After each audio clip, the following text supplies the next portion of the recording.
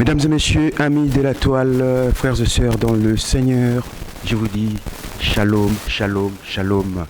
C'est avec beaucoup de joie et immense plaisir de vous retrouver dans le cadre de votre nouvelle émission, nouveau programme que nous avons bien voulu nommer Yoshua par YP.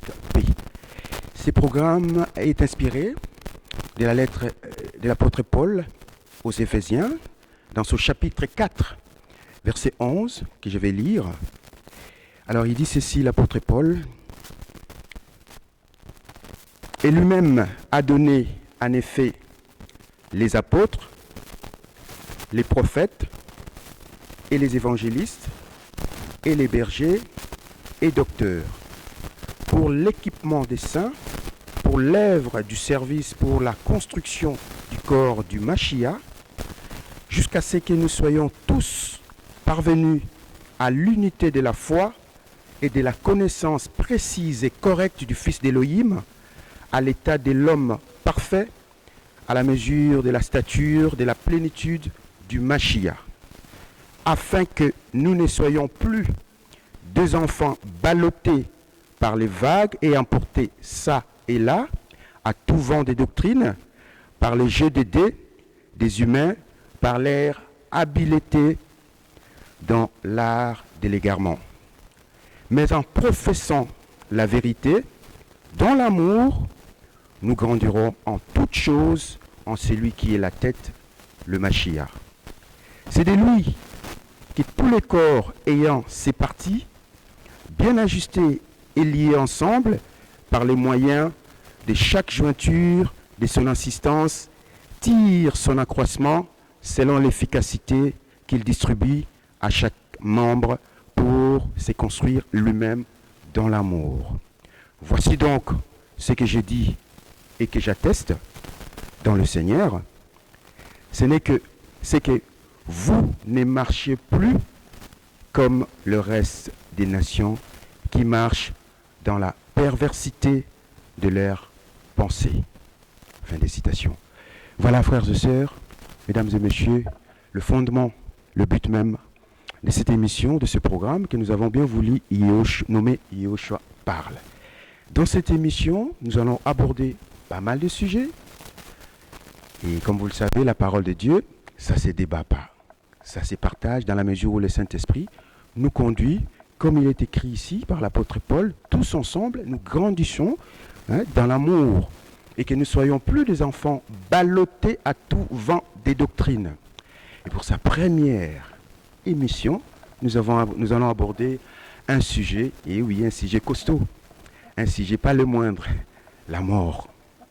La mort, messieurs, dames, frères et sœurs. Pourquoi les chrétiens ont-ils peur de la mort? Devons-nous avoir peur de la mort? Est-ce qu'il y a une vie après la mort? Si oui, ça sera où et ça va se passer comment? Et tout ce qui suit la mort, les cérémonies après la mort, après ces corps qui deviennent inanimés, toutes les cérémonies qui suivent, c'est-à-dire 40 jours, les cotisations que des hommes et des femmes cotisent pour enterrer ce corps inanimé. Est-ce que nous, les chrétiens, devons pratiquer, parce que c'est devenu une tradition, est-ce que devons-nous pratiquer toutes ces choses? Nous allons voir à la lumière des Écritures avec mes frères et sœurs. Mais avant de commencer, cette introduction, donc ces témoignages des différents frères et sœurs, messieurs, dames, ils ont donné leur avis par rapport à la mort. Qu'est-ce qu'ils en pensent? Est-ce qu'ils ont peur de la mort? Suivez, et puis on se retrouve juste après. Donc, je me présente, je suis le frère Esteban. Et donc, par rapport à la question, par rapport à la mort, je dirais que la chair a peur, mais l'esprit est plein d'assurance. Mais je ne peux pas répondre oui ou non, vu que l'humain est multipartie. Et en tant que chrétien, mon esprit, non. Et je dirais que l'âme, vu qu'on doit marcher sur l'esprit, n'a pas peur. Mais la chair, c'est vrai, la chair, du fait de quitter, c'est qu'elle a peut-être aussi la peur de souffrir. mais notre assurance, nous la plaçons en Jésus-Christ. Et donc notre esprit est déjà ailleurs aujourd'hui.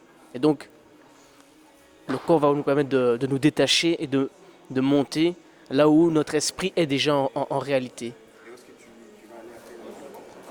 Alors, comme le Seigneur a ouvert les cieux par son sang, il nous a purifiés de nos péchés. Et par ce moyen-là, comme il a ouvert la porte, il a été dans le temple céleste, il a présenté son sang. Et bien, de la même manière, nous aussi, nous allons monter au ciel. Alors, quelle partie exactement du ciel? Peut-être le troisième ciel, le paradis, jusqu'au moment de l'enlèvement.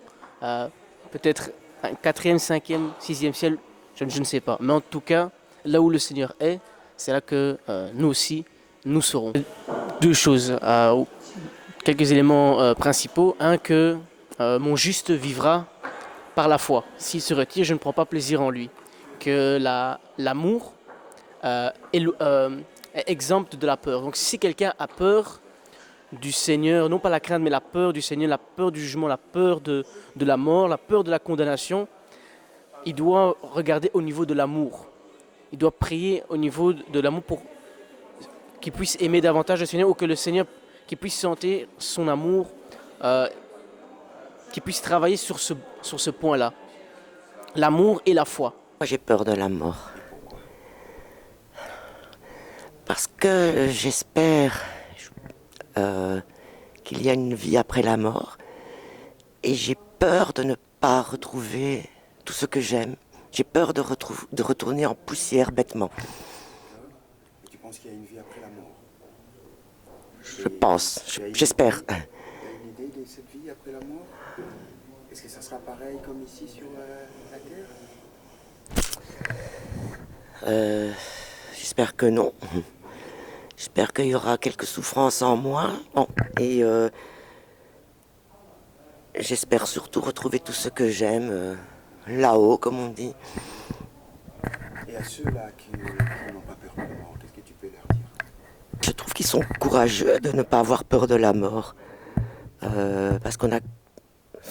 J'allais dire on n'a qu'une vie, mais c'est paradoxal avec ce que je viens de dire tout à l'heure. Non, il faut... Je sais pas, je ne saurais pas répondre à cette question-là.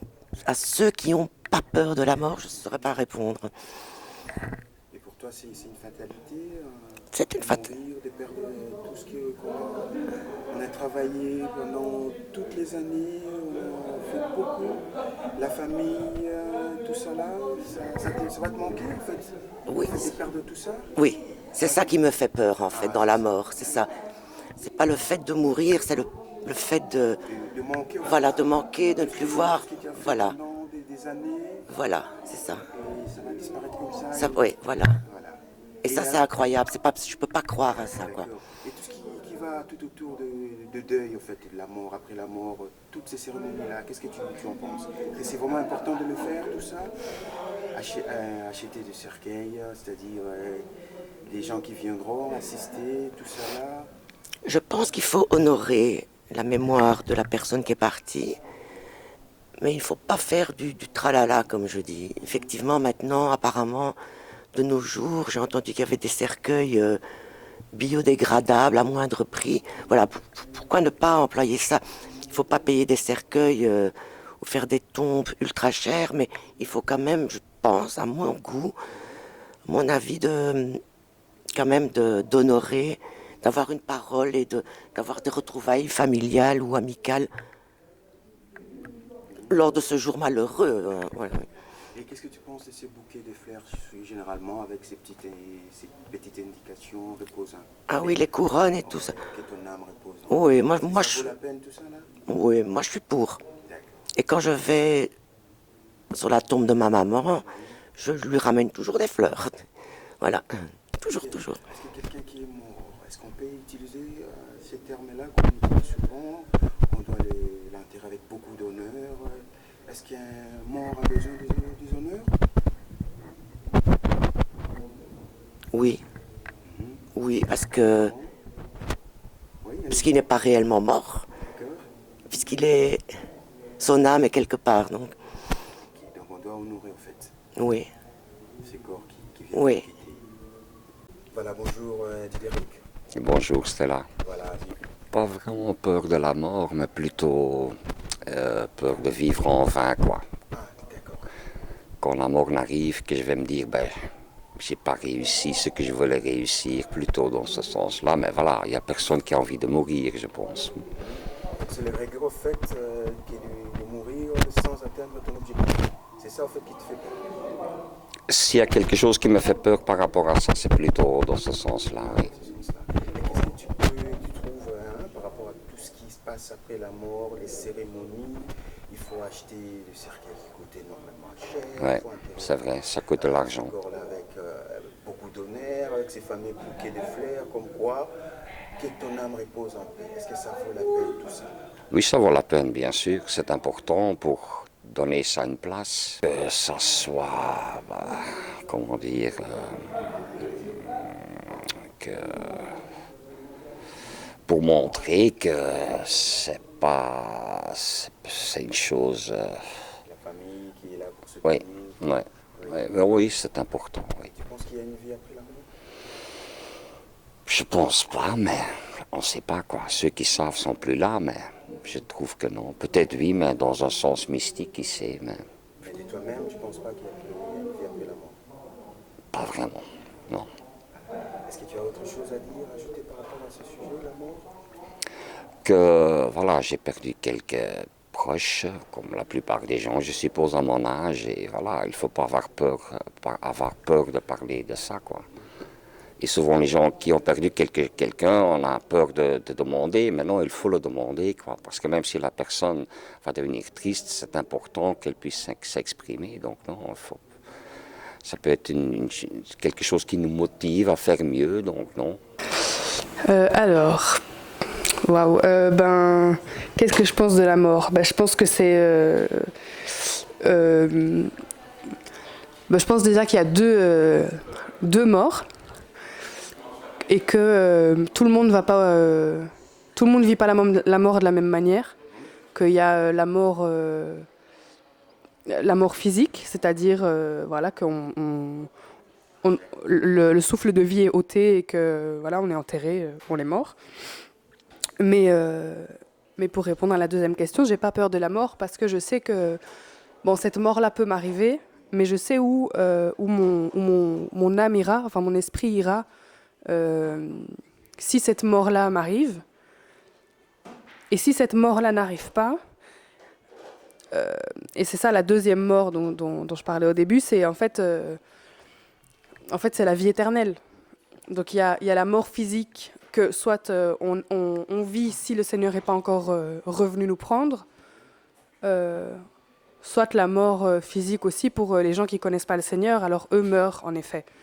Mais quand on est enfant d'Élohim, en fait, le Seigneur nous promet la vie éternelle.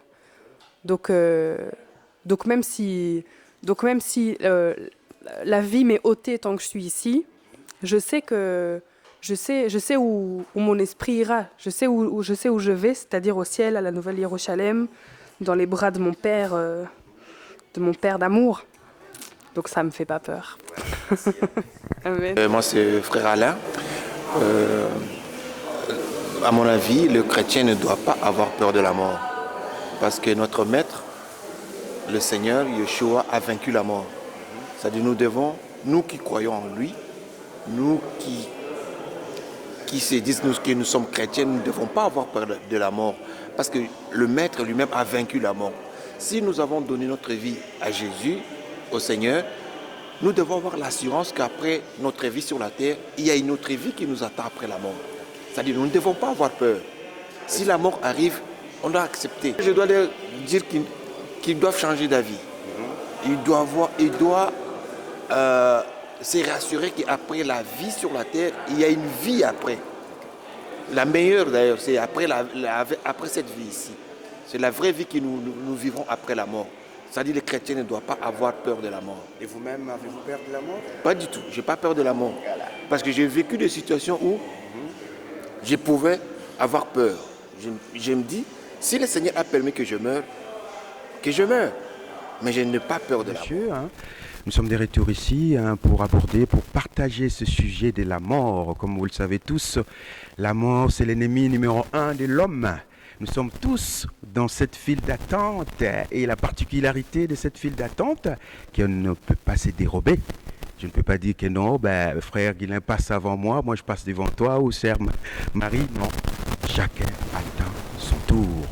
Et à chaque seconde que nous parlons là maintenant, quelque part sur la terre, il y a un décès. Peu importe l'âge, peu importe le sexe, mais quelqu'un décède. Alors, nous les chrétiens, devons-nous avoir peur de la mort? J'ai avec moi mes frères et sœurs qui nous allons partager ce sujet, ce thème. Et de l'autre côté, j'ai la sœur Marie. C'est une sœur qui aime Dieu, qui est affranchie, qui adore son Dieu. Et son objectif, c'est connaître Dieu, appliquer Dieu dans sa vie. On va partager avec elle. Elle va donner aussi son avis. Qu'est-ce qu'elle pense? Est-ce qu'elle aussi a peur de la mort? Est-ce qu'elle aussi cotise comme les autres font, surtout chez nous au bled? Bonjour, c'est Herman. Côté, j'ai le frère Guilain, c'est lui qui conduit l'Assemblée de Bruxelles. Bonjour, frère Guilain. Bonjour, pasteur. Et de l'autre côté, j'ai le frère Esteban. C'est un enfant de Dieu. Il adore son Dieu. À son âge, il dit, il va vivre que pour les Elohim. Bonjour, mon frère. Bonjour. Voilà, le jet est lancé. La question, elle est posée. Je commence par qui? Devons-nous avoir peur de la mort, nous les chrétiens? Je commence par qui? La mort physique, ici on parle bien de la mort physique, pour être bien précis. La mort physique, c'est-à-dire le corps inanimé, lorsque le Christ récupère son souffle. Est-ce que nous, les chrétiens, devons-nous avoir peur de ça? Sœur Marie. Bon, personnellement, je dirais que, en tant que chrétienne, je ne peux pas nier de ne pas avoir peur de la mort. Ouais. Je ne nie pas ça. Et si je, quelque part, dire peur de la mort, oui, je vais mourir en tant que chrétienne. Je vais mourir en tant que chrétienne. La peur, c'est où j'irai après. C'est ça, ma peur, en fait. J'ai quelque part ce peur. Parce que je me pose chaque fois des questions. Suis-je prête ou pas? Voilà. Parce que la Bible dit on ne connaît ni le jour ni l'heure, quoi. Voilà. Donc on doit se préparer du jour au jour. Et en tant que chrétienne, c'est vrai, on s'efforce pour se préparer. Est-ce que je serai prête ce jour-là? Cette heure-là? Oui, si je serai prête, je n'ai pas peur de la mort en tant que chrétienne, parce que je sais que j'ai une vie après cette mort-là. Mais par rapport à la parole, à la mort physique, comme tu viens de dire, serais-je prête pour accepter de partir? La peur, elle est quelque part.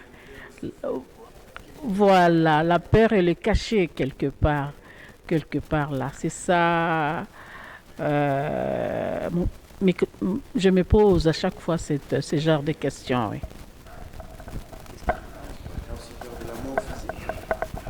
Non, pour moi, un chrétien ne peut pas avoir peur de la mort par rapport à la foi en Yeshua.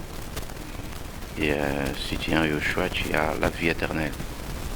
Et après cette vie, tu auras une autre vie.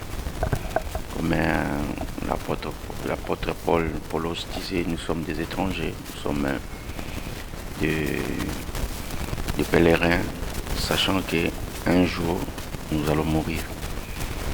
Mais si quand on était dans le monde, on avait peur de la mort, on se disait où irons-nous après la mort? Okay. Ça c'est encore une autre question, où irons-nous? Mais le frère Guilain n'a pas peur de la mort en tant que chrétien, c'est bien ça? C'est ça. Voilà. Nous allons passer le micro à notre frère Esteban. Dites-nous, qu'est-ce que tu penses? Toi aussi tu as peur de la mort physique? Alors, par rapport à ce qui a déjà été dit, comme notre sœur a parlé, je dirais ceci. Yoshua a dit ne pas craindre la première mort, mais la seconde, parce que il faut craindre non pas les hommes qui tuent, mais Elohim qui peut jeter dans la géhenne de feu. Toutefois, c'est vrai que si on sait que nous allons mourir dans quelques instants, ben, le côté, ben, l'humain, l'animal, si je puis dire, ben, effectivement, celui-là va avoir peur. Et ça, c'est inscrit dans notre chair, puisque on veut tirer le plus longtemps possible, survivre le plus longtemps possible en tant que corps animal, mais c'est vrai que l'homme intérieur, la femme intérieure, qui espère, qui a mis sa confiance en Yahushua, eh bien effectivement, là de ce côté-là, il a pas peur, quoi. Voilà. Alors, qu'est-ce que vous en pensez de ce passage toujours de l'apôtre Paul dans il a écrit aux Philippiens 1, on peut lire 1, 21. Il commence là, 1, 21. Il dit ceci: car pour moi, vivre, c'est le Mashiach.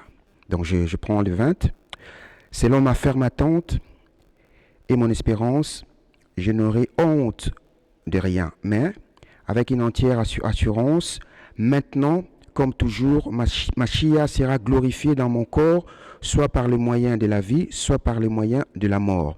Car pour moi, vivre, c'est le Mashiach, et mourir, c'est un avantage. Qu'est-ce que vous pouvez penser, vous pouvez dire de ce passage de l'apôtre Paul? Parce que pour lui, vivre, c'est Mashiach. La mort, c'est un avantage. Dans d'autres traductions, c'est un gain. Le fait de mourir, c'est corps physique, le souffle est parti, pour l'apôtre Paul, c'est un avantage pour lui. Mais qu'est-ce qu'on peut dire? Comment on peut expliquer ce passage? Mourir est un gain. L'apôtre Paul, s'il arrivait à ces niveaux-là de dire que mourir pour lui, c'est un gain, parce que c'est une personne qui a expérimenté Christ, je peux dire. Il a expérimenté Yoshua HaMashiach. Il est arrivé à un point qu'on puisse le presser même de partir. Parce que c'est comme s'il savait déjà ce qui était réservé pour lui de l'autre côté. Qui s'est dit que la vie, c'est le Mashiach et mourir pour lui, c'est le gain. Parce qu'il était pressé de partir dans cette deuxième maison, je peux dire. La maison où il n'y a pas de douleur ni de tristesse, quoi. La maison de joie, je peux dire. Il s'est dit, je suis pressé de partir. Donc, je crois qu'il a expérimenté ce qui était dans le monde, qu'il a fait son travail, quoi. Qu'il était pressé d'aller être couronné, je peux dire. Ne lui disait plus rien, en fait. Ne lui disait plus rien. C'est ça l'expérience. Quand on est arrivé à ce niveau de la foi, en fait, de cette foi-là qu'il avait, il s'est dit, je n'ai plus rien ici dans ce monde. J'ai fait mon temps, je vais partir. Je me presse de partir. L'exemple à suivre, voilà. C'est l'exemple que nous devons avoir, expérimenter cette expérience de l'apôtre Paul et avoir cette foi-là, cette conviction que je vais partir sans me soucier de rien, quoi, de rien, sans me soucier de rien. Partir à cette deuxième maison, quand le Christ dit, je m'en vais vous préparer une place, pour que là où je suis, que vous soyez aussi. On est curieux de savoir c'est quoi cette place. Voilà. Ouais, c'est comme Sœur Marie vient de dire, c'est vraiment une personne à suivre. Vous voyez pourquoi les gens ont peur de la mort? Parce que quand l'homme a péché dans le Bereshit, dans Genèse 3 là-bas, la mort est entrée dans le monde. Et dans Romains 5, 12, la Bible dit, par un seul homme, le péché est entré dans le monde. Donc, c'est le péché qui a causé la mort. Et on voit même dans Romains 3, 23, la Bible dit « Car tout son péché n'atteigne pas la gloire du Seigneur ». Donc, quand tu pêches, tu vas pas entrer au ciel, en fait. Donc, pour y arriver, pour aller au ciel, pour toi-même pour toi-même, il faut que toi-même, tu puisses avoir une vie de la sanctification. Et c'est comme dans Romains 8, 16, la Bible dit, l'Esprit atteste à notre esprit que nous sommes enfants d'Élohim. Donc toi-même, l'Esprit te dira, tu es sauvé ou pas? Tu vas entrer au ciel ou pas? Donc l'Esprit te dira. Parce qu'il est réservé dans Hébreux 9, 27, la Bible dit qu'il est réservé aux humains de mourir une seule fois.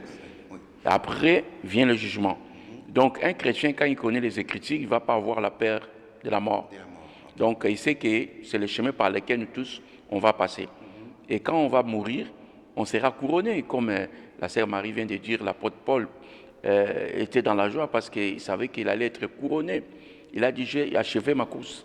Je sais que le couronne m'est réservé dans 2 Timothée 4 là-bas. Donc le couronne m'est réservé. Donc il n'avait pas peur de la mort parce qu'il savait que Yoshua était avec lui. Et si tu sais que Yoshua est avec toi, tu n'auras pas peur de la mort parce que tu sais que bon, de toute façon, nous tous, nous allons mourir, je vais mourir. Par rapport à ce qui a déjà été dit, je dirais le reste de ce que l'apôtre Paul a dit, à savoir que, mais pour vous, il est préférable que je reste. Donc, on voit que le chrétien vit pour son maître, il espère dans le ciel, mais il n'oublie pas aussi que le Seigneur l'a amené dans le monde pour quelque chose et que voilà, et qu'il ne doit pas non plus partir trop vite ou décider de lui-même de partir trop vite, mais qu'il y a aussi cette volonté du Père par rapport à ses frères et sœurs en fait. La mission qui lui a été confiée comme il est écrit. Pour la suite, mes frères et sœurs, vous pouvez continuer la lecture. Donc Philippiens 1, 20, vous pouvez aller jusqu'à 26. La suite, l'apôtre Paul, il dit, il est pressé des deux côtés, mais il préfère rester encore pour achever sa mission comme tout chrétien. Nous avons une mission ici sur la terre. Et cette mission-là, si Dieu t'a confié cette mission-là, donc le temps n'est pas encore arrivé, tu ne vas pas souhaiter la mort, tu vas encore continuer. Voilà ici l'exemple frappant de notre grand frère dans la foi, l'apôtre Paul, qui n'avait pas du tout peur de la mort physique. Et plus loin là, d'ailleurs, il dit même, donc lorsque je vais mourir, là où je vais y aller, c'est meilleur. C'est tellement bien.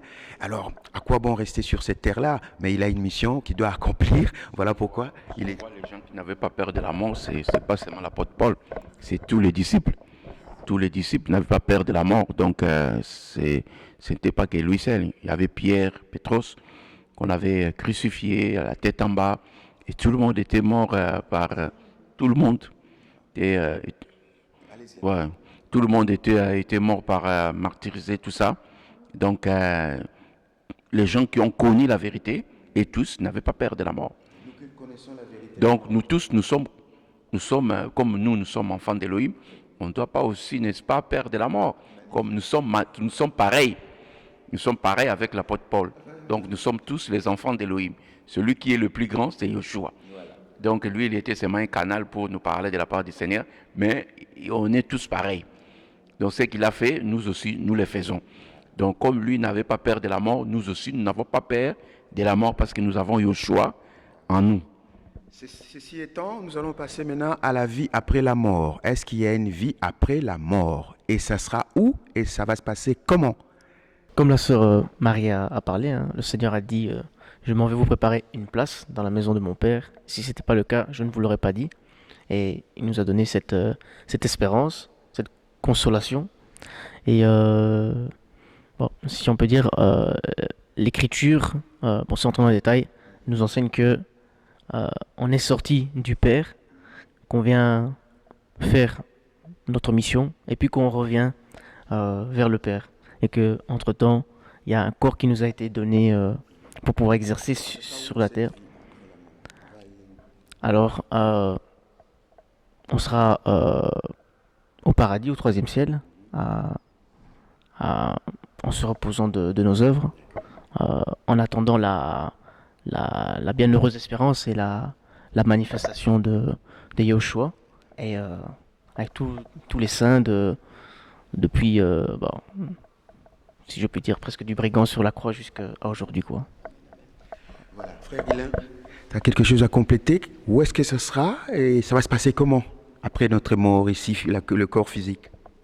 Ouais, Joshua, à la croix, il a dit à cet homme, aujourd'hui tu seras avec moi au paradis. Donc nous savons qu'après la mort, nous allons nous reposer comme dit la parole dans Apocalypse 14, verset 13. Errez à ceux qui sont morts en Yoshua Mashiach, car leurs œuvres le suivent. Donc nous allons nous reposer là-bas. Et quand nous allons nous reposer, et après nous allons ressusciter, comme dit dans 1 Thessaloniciens 4 là-bas, verset 13. Donc il y aura l'archange va sonner la trompette. Le premier, ceux qui sont morts, ils vont ressusciter. Si nous serons vivants, nous allons, n'est-ce pas, monter avec eux. Donc nous allons prendre un autre corps, comme 1 Corinthiens 15 nous dit. Nous allons prendre un autre corps, un corps glorieux, incorruptible. Et donc c'est là. Et après c'est là, nous allons passer au tribunal de Christ. Dans 2 Corinthiens 5, verset 10. Et dans le tribunal de Christ, ça sera pour, n'est-ce pas, recevoir les couronnes. C'est comme l'apôtre Paulos a dit dans 2 Timothée 4 là-bas, et je sais que mes couronnes m'est réservé. Donc il entendait les couronnes, il savait qu'il allait être couronné. C'est comme nous, quand nous allons mourir, nous allons partir nous reposer, et après, on va passer au tribunal de Christ pour recevoir des couronnes. Et après cela, c'est autre chose. On va aller aux noces de l'agneau dans Apocalypse 19 là-bas. Il y a une vie après la mort. Les promesses du Seigneur sont là. Et ces promesses ne sont pas en vain. Moi, je peux dire que par rapport à cette mort, je peux dire malheur à ceux dont leur nom n'est pas écrit dans le livre de vie. Parce que ceux-là seront jetés dans le lac du feu.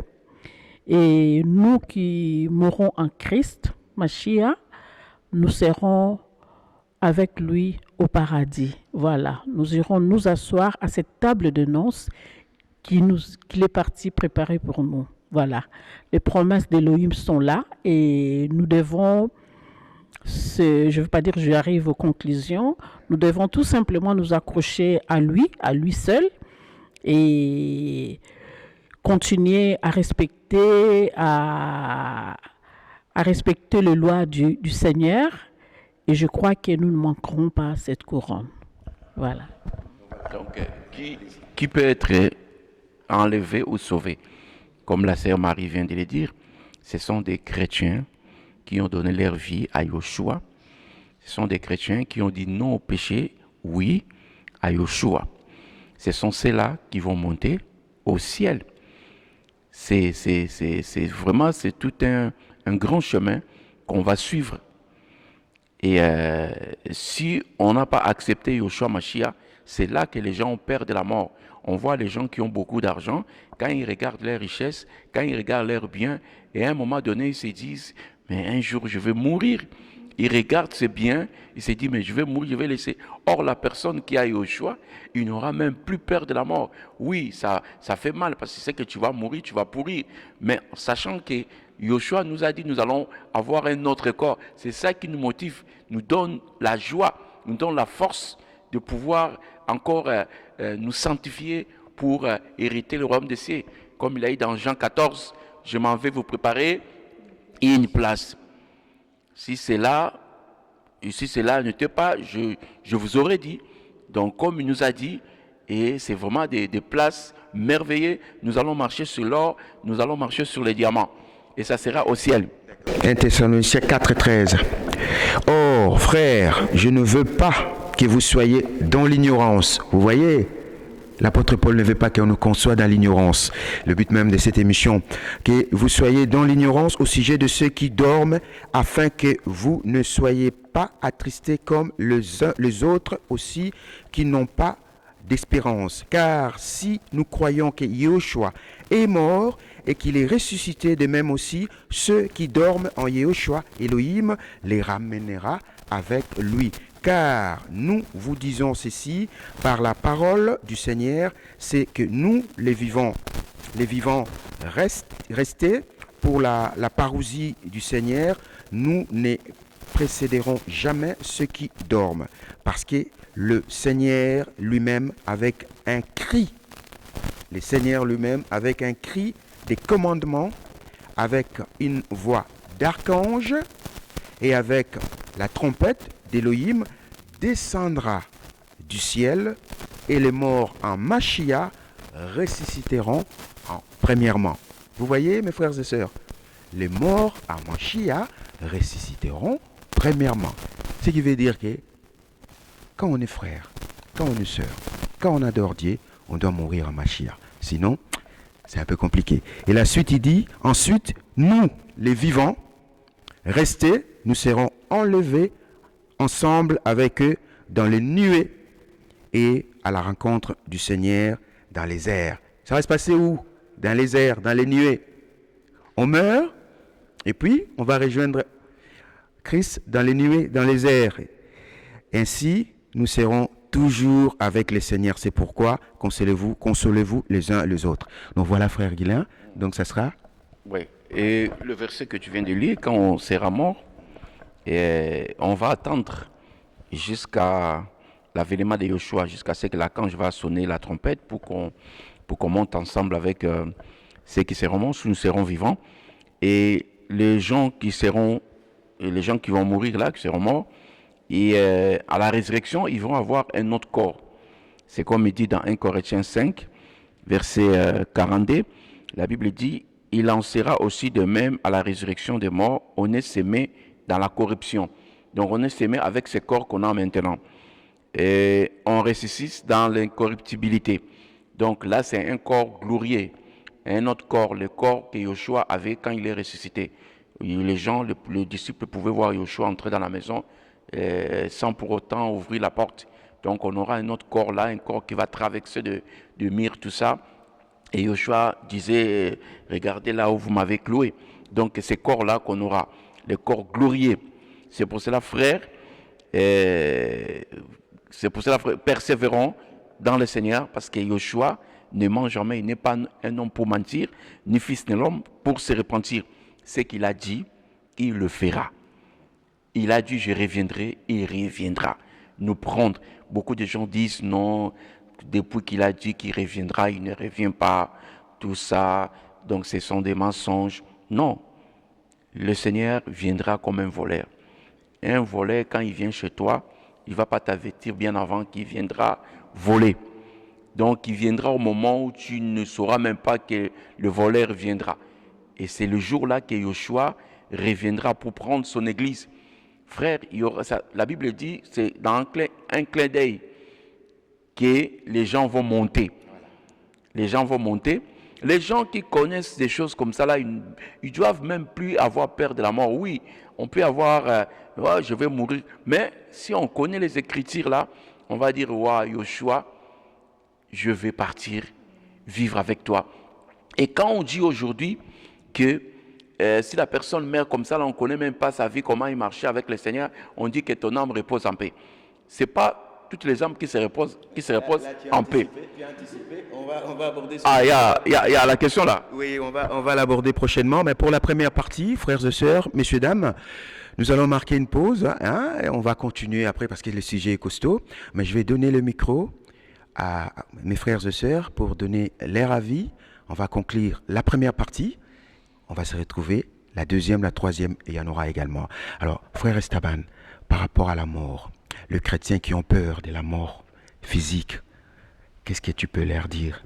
La vie après la mort, nous avons vu à la lumière des Écritures que ce sera une vie meilleure, une vie tellement bien, mais pourquoi alors nous devons avoir peur? Pourquoi ne pas arriver à cette dimension de l'apôtre Paul, où il dit que non, pour lui, la mort, ça devient un gain. Mais nous, les chrétiens, on a toujours peur de cette mort-là.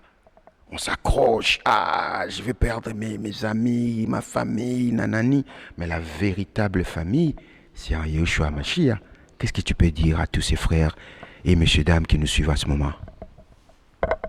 Alors, par rapport à tout ce qui a été déjà dit, je pense que il faut plus de l'esprit, marcher plus par l'esprit. Et au plus on est dans dans la vie de l'esprit, dans la prière, dans tout ce qui est spirituel, forcément, la chair va diminuer d'importance dans la vie. Et forcément, je pense que la perception même de la mort va changer. Voilà. Donc, par exemple, pour l'apôtre Paul, on voyait qu'il était vraiment consacré au Seigneur. Il a eu des expériences surnaturelles avec le Seigneur. Il a connu une personne qui a été ravie au 3e ciel. Donc, il a touché, si je puis dire, d'une certaine façon du doigt ces choses-là. Et donc, au plus on est dans l'esprit, au plus ces choses nous seront familières. Et c'est comme si on était presque déjà, si je puis dire. Voilà. Alors, ce que je peux dire pour ceux qui ont peur de la mort, la Bible dit dans le livre de Romains 8 qu'on doit chercher premièrement le royaume des cieux et tout nous sera donné par-dessus. Pourquoi? Parce que il y a beaucoup, malgré qu'on est chrétien, on s'accroche au matériel, on s'accroche aux choses du monde. Un chrétien ne peut pas s'accrocher. C'est pourquoi ils ont peur de la mort physique. Il s'est dit, je vais laisser toutes ces maisons, toutes ces voitures, tous ces vêtements, mes chaussures et tout. Les gens adorent, convoitisent le matériel. Et ça, c'est très dangereux pour un chrétien. Désert, répondez-vous, car le royaume des cieux est proche. C'était pas pour rien qu'il criait comme ça. Nous ne devons pas nous accrocher aux choses du monde. Nous ne devons pas nous accrocher au matériel. Nous ne devons pas convoitiser le monde. Nous sommes des citoyens du ciel. Nous sommes des ambassadeurs de Christ. Nous sommes la lettre de Christ, si je peux dire comme ça. Nous devons nous accrocher aux choses du ciel. Cherchez premièrement le royaume des cieux et tout vous sera donné par-dessus. Quand on dit chercher premièrement le royaume des cieux et sa justice, voilà, nous devons nous accrocher aux choses du ciel. Donc, c'est tout ce que je peux dire. Qu'est-ce que j'ai dit encore? Il n'y a pas mieux que le ciel, la vie du ciel, quoi, voilà. Ici, dans ce monde, nous n'avons rien du tout. Je peux avoir des millions, je peux avoir toutes sortes de voitures, des maisons, des millions dans des banques. À la fin, on ne va rien emporter avec nous. Voilà, donc c'est ça. Oui, amen. Donc, comme la sœur Marie vient de dire, qu'on recherche d'abord, premièrement, le royaume des cieux, comme dit dans Matthieu 6, 33. Rechercher premièrement le royaume des cieux et sa justice. Toutes ces choses viendront après. Donc, Yoshua dit, celui qui a la vie, celui qui a Yoshua a la vie. Donc, pour avoir la vie, en Yoshua, il faut l'accepter personnellement.